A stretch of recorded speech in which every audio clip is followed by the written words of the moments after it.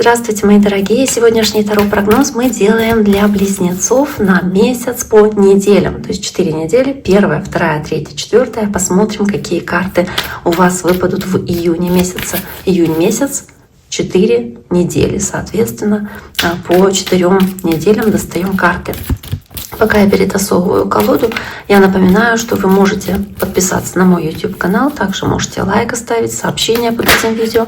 Я буду очень признательна вам за такое вот проявление просмотра, соответственно, этого расклада. Буду знать, понравился ли вам расклад. Также у меня сейчас стартует акция нумерологического разбора даты рождения. Там в описании, в сообщениях под этим видео есть отсылка на сообщество, где вы можете прочитать условия. Итак, давайте посмотрим, близнецы, что происходит у вас в месяце июня. Я уже первую колоду перетасовала, вот эту вторую иллюминатов. Мы начнем с нее. Давайте посмотрим. Первая неделя.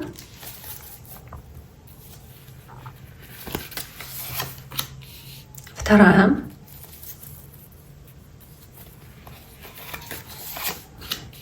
Третья.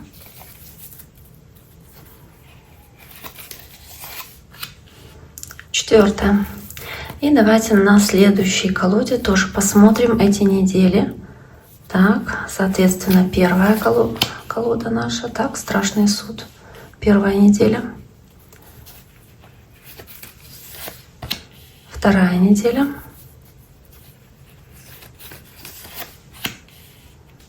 Третья. И четвертая. Итак, что у нас есть? У нас есть интересная очень картина. Во-первых, у нас повторяющиеся есть карты в виде иерофанта. У нас есть акцент на двойке кубков, то есть на каких-то парных отношениях, на семье, на, возможно, отношениях в семье, в браке или отношения с вашими детьми, потому что двойка кубков — это еще и детская карта. Здесь могут подниматься какие-то вопросы из прошлого. Здесь могут по карте страшный суд подниматься какие-то не обсужденные вами вопросы, которые нужно снова таки решить, обсудить или что-то вот такое вот здесь происходит соответственно. Но по семерке жезлов, возможно, вы займете оборонительную позицию, когда ваша семья начнет вам что-то объяснять, какие-то доводы привносить. То есть, возможно, здесь по семерке жезлов вы будете занимать такую позицию, да, в отношении какого-то важного вопроса и будете уходить в себя, много о чем-то думать зацикленно.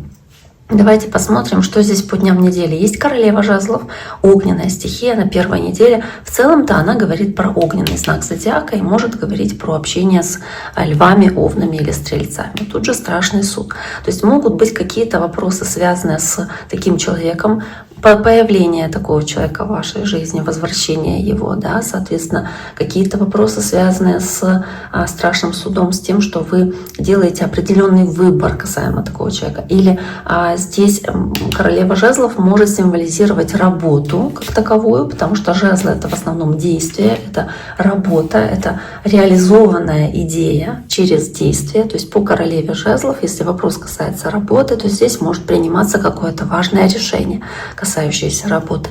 Могут какие-то события происходить успешные скорее в работе, благодаря опять-таки тому, что вы можете правильное решение, выбор сделать. По страшному суду здесь вы можете получить по заслугам то, что вы заслуживаете своими действиями. Но опять-таки действия могут быть разные. Если они правильные, хорошие, соответственно, да, то может быть хороший результат от каких-то усилий, работы, которую вы уже вложили. То есть в любом случае это успех. Да? Здесь какие-то успешные очень события могут быть в начале месяца. То есть первая неделя — достаточно успешное событие. Дальше двойка кубков с иерофантом. И вот двойка кубков, семейная такая карта, может быть говорящая о детях или о том человеке, с которым вы живете как родственная душа. И иерофант, семья, брак, традиции, традиционная там какая-то пара, взаимоотношения в этой паре, желание построить семью, может быть, создать семью или брак, или разговоры о браке, какие-то вопросы внутрисемейные, которые здесь решаются, может быть, касающиеся детей. По двойке, опять-таки, может быть, приниматься решение должно, то есть как делаться выбор, два варианта. Двойка кубков. Двойка кубков, она может говорить о каком-то как примирении, возможно, внутрисемейном доверии, которое здесь царит по иерофанту. Вторая неделя хорошая достаточно. Может быть, решение завести ребенка, тоже какие-то разговоры об этом. То есть что-то, что вот традиционно принято, что делается вот, да, в паре, допустим. Вот как-то об этом речь идти может. Если мы говорим про работу, то здесь может быть мудрое решение, принятое с вашим деловым партнером, с кем вы работаете, потому что вы этому человеку доверяете, по двойке кубков, и по иерофанту, соответственно, в каких-то традиционных установках, какие-то традиционные, понятные схемы привычные, по ним работаете, и ну, вот по иерофанту, может быть, даже как-то прислушиваетесь к этому человеку, которому доверяете. Как карта отца, да, карта родителя. Карта иерофанта выпадает у вас и на третьей неделе с семеркой жезлов. И вот иерофант с семеркой жезлов здесь как карта, опять-таки, семьи, брака, вот этих всех традиционных установок или организаций традиционных. Вот там, не знаю, какие-то учреждения, которые давно существовали, давно работают. Вот они вот есть в нашем обществе, там какие-то госучреждения, допустим, да, структуры какие-то.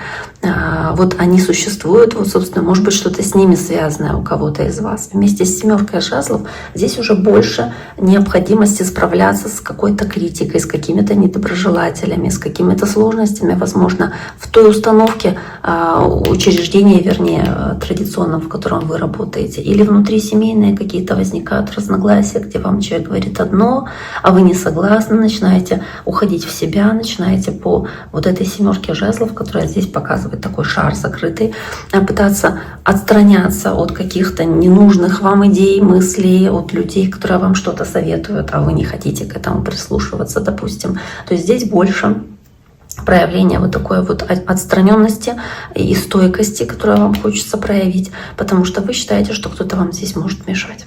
Карта колесница и четверка мечей, кстати, говорят о движении, несмотря на то, что она вот в таком положении отдыхающем в позе эмбриона находится, но по колеснице движения, по четверке мечей, которая говорит о движении, вы можете куда-то ехать, путешествовать. И также это как движение мысленное, духовное, то есть вы здесь много о чем-то размышляете, занимаетесь самоанализом, самосозерцанием, анализируя какую-то ситуацию в состоянии покоя. К вам приходит идея, как двигаться дальше.